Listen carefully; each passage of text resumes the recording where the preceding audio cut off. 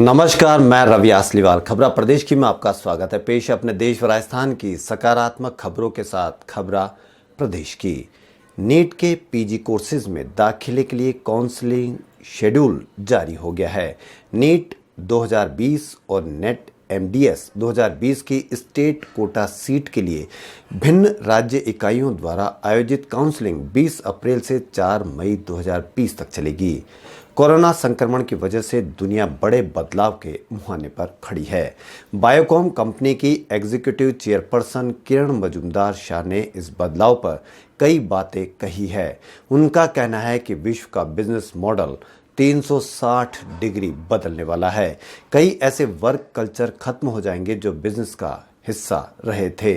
कोविड-19 दुनिया को virtual reality में रिबूट करेगा। अपने ब्लॉग में उन्होंने भविष्य की दुनिया का खाका भी खींचा है। कोरोना महामारी और लॉकडाउन का देश के आर्थिक हालात पर विपरीत असर पड़ेगा और इससे गरीबी बढ़ सकती है। यूनाइटेड नेशन यूनिवर्सिटीज यूएनयू के रिपोर्ट के मुताबिक अगर कोरोना सबसे खराब स्थिति में पहुंचा तो भारत में 10.4 करोड़ नए लोग गरीब हो जाएंगे। यूएनयू का आंकलन विश्व बैंक द्वारा तय गरीबी के मानकों के आधार पर किया गया है। विश्व बैंक के तय मानक के मुताबिक भारत में $3.2 रोजाना यानी 243 रुपए से कम कमाने वाले गरीबी रेखा से नीचे हैं। गरीबी देशों के लिए तय गरीबी के मानक $1.9 रोज है, जबकि करीब 145 रुपये माने तो भारत में कुल 7.6 करोड़ अति गरीबों की श्रेणी में आ जाएंगे। देश में कोविड-19 के बढ़ते खतरे को देखते हुए सरकार ने निर्णय लिया है कि एक्सपायरी डेट से कुछ समय पहले भी यदि कोई दवा विदेश से आती है तो उसे नहीं रोका जाएगा। अभी तक कोई भी दवा तभी आयात करने की इजाज़त होती है जब दवा बनने के बाद उसकी एक्सपायरी से पहले 40% से ज़्यादा समय न बीता हो। भारत सालाना करीब 40,000 करोड़ रुपए की दवा आयात करता है। टीसीएस, इन्फोसिस, विप्रो और भी कई टेक कंपनियों के कर्मचारी 3 मई तक घर से ही काम करेंगे। हालांकि 50% कर्मचारियों को ऑफिस से काम करने की मंजूरी दे दी गई है, लेकिन अधिकांश कंपनियों ने सीमित यातायात साधनों के चलते सभी को 3 मई तक घर से काम करने को कहा गया है। पहले तो एयर इंडिया की बुकिंग या एयर विमानों की बुकिंग फिर से शुरू हो गई है। एयर इंडिया ने घरेलू उड़ानों के लिए 4 मई जबकि अंतर्राष्ट्रीय उड़ानों के लिए 1 जून से टिकटों की बुकिंग शुरू कर दी है। अधिकारियों ने कहा कि एयरलाइंस को 3 मई तक ही बुकिंग नहीं करने के आदेश मिले थे, जबकि निजी एयरलाइंस पहले से ही 4 मई से बुकिंग कर रही है। कोरोना महामारी के बीच भारतीय कंपनियों के अवसरवादी अधिग्रहण का खतरा भांपते हुए सरकार ने प्रत्यक्ष विदेशी निवेश एफडीआई के नियम सख्त कर दिए हैं। शेयर बाजारों में भारी गिरावट के चलते ज्यादातर कंपनियों की मार्केट वैल्यू गिर गई है। ऐसे में ओपन मार्केट से शेयर खरीदकर इनका अधिग्रहण या मैनेजमेंट कंट्रोल संभव है। इसे देखते हुए सरकार ने फैसला किया है कि भारत की सीमा से लगते देशों से आने वाले एफडीआई के लिए सरकार की मंजूरी अनिवार्य होगी। अब तक ऐसे निवेश ऑटोमेटिक रूट से होते थे।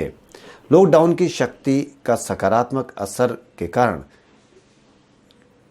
23 राज्य व केंद्र शासित प्रदेशों के 47 जिलों में पिछले 28 दिन में संक्रमण का एक भी नया केस नहीं मिला है।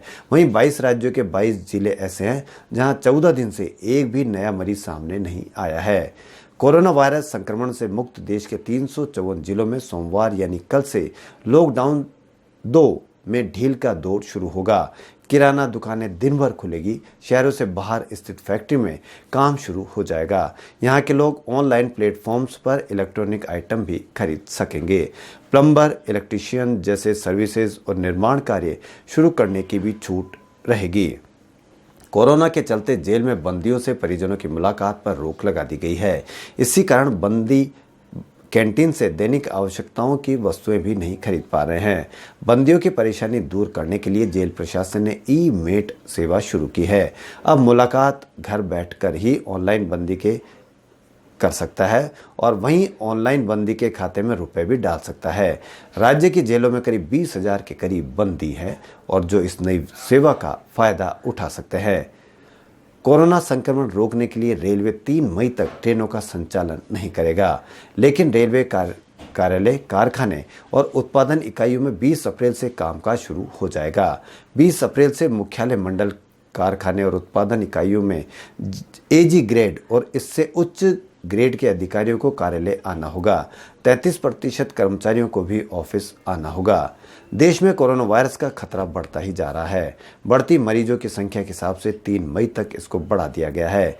इसका असर तीर्थ यात्रा, कैलाश मानसरोवर और अमरनाथ पर भी पड़ा है। इस साल रजिस्ट्रेशन का समय निकल जाने से कैलाश मानसरोवर की तीर्थ यात्रा नहीं होगी।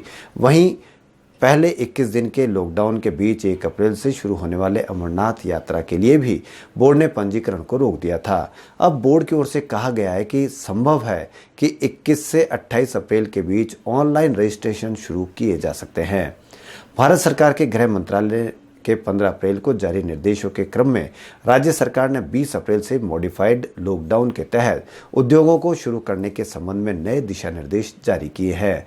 इन दिशा निर्देशों के अनुसार ऐसे उद्यम शुरू किए जा सकेंगे जो कि ग्रामीण क्षेत्र, जो नगर पालिका व नगर निगमों की सीमा के बाहर स्थापित हो अथवा नगर निगम नगर पालिका क्षेत्र में स्थापित औद्योगिक क्षेत्र, निर्यात आधारित इकाइयां अथवा जहां आवागमन नियंत्रित हो तथा उनकी फैक्ट्री परिसर के आसपास श्रमिकों को ठहराने की पर्याप्त व्यवस्था हो। 20 अप्रैल से 3 मई तक जारी रहने वाले मॉडिफाइड लॉकडाउन के दौरान राजस्थान सचिवालय में प्रवेश के लिए कार्मिक विभाग की ओर से दिशा निर्देश जारी किए हैं। प्रवेश करते समय अधिकारी कर्मचारियों को डोरी के साथ प्रवेश पत्र धारण करना होगा। वहीं मास्क भी लगाना होगा और आरोग्य सेतु डाउनलोड भी करना होगा। सोशल डिस्टेंसिंग का पालन करना होगा। इस दौरान आम लोगों का सचिवालय में प्रवेश प्रतिबंधित रहेगा।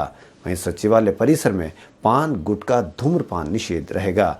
इसकी जांच सुरक्षा प्रहरी करेंगे।